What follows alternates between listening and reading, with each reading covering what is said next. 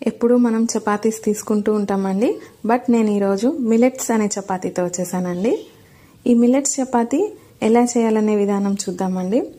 దానికి ఫస్ట్ ఒక కప్ గోధుమ పిండి తీసుకోవాలండి, ఒక కప్ జొన్న పిండి తీసుకోవాలి, పావు కప్ రాగి పిండి తీసుకోవాలండి.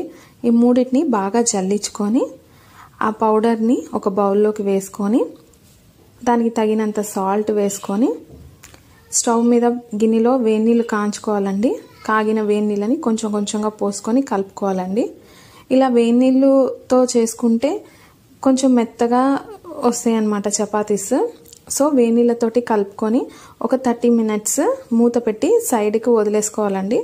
అది నార్మల్ టెంపరేచర్ వచ్చిన తర్వాత ఒక స్టవ్ మీద ప్యాన్ పెట్టుకొని ప్యాన్ హీట్ అయ్యే లోపల ఒక్కసారి పిండిని బాగా కలుపుకొని వాటర్ సరిపోకపోతే లైట్గా వాటర్ స్ప్రింకిల్ చేసుకొని కలుపుకొని చపాతీస్ చేసుకునేలాగా ముద్దలు చేసుకోవాలండి.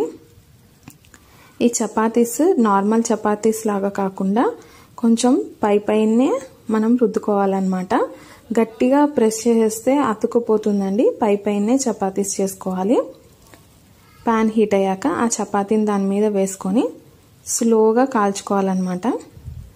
చూడండి, ఇట్లా పైనే చేసుకోవాలి. నార్మల్గా అయితే మనం చపాతీస్ ఫోల్డ్ చేసుకుంటాం ఆయిల్ అప్లై చేసుకొని. ఆయిల్ ఎక్కువ వద్దనుకునేవారు ఇలా ప్లెయిన్గా రౌండ్గా చేసుకొని రోటీస్ లాగా వితౌట్ ఆయిల్ కూడా కాల్చుకోవచ్చండి. వితౌట్ ఆయిల్ వద్దు అనుకునే వాళ్ళు లైట్గా ఆయిల్ అప్లై చేసుకోవాలండి. నార్మల్గా మనం చపాతీస్ కాల్చుకున్నట్టే ఇవి కూడా 2 సైడ్స్ బాగా కాల్చుకొని పొంగేటప్పుడు ఆయిల్ వేసుకుంటే టేస్టీగా బాగుంటాయి అన్నమాట అండి.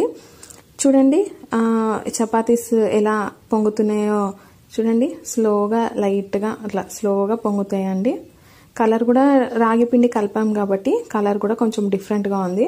ఎక్కువగా రాగి పిండి వేస్తే పిల్లలు లైక్ చేయరండి. మా పిల్లలు అయితే లైక్ చేయరు. దానివల్ల నేను పావు కప్పే వేసుకున్నాను. పిల్లలు ఒకవేళ తింటారంటే హాఫ్ కప్ కూడా వేసుకోవచ్చండి రాగి పిండి. అంతే, మనకి ఎంతో ఇష్టమైన మన మిల్లెట్స్ చపాతీ రెడీ. దానికి సైడ్ డిష్ సాంబార్ కానీ ఏదైనా కుర్మాస్ కానీ కర్రీస్ కానీ ఏదైనా మనం పెట్టుకొని తినచ్చు.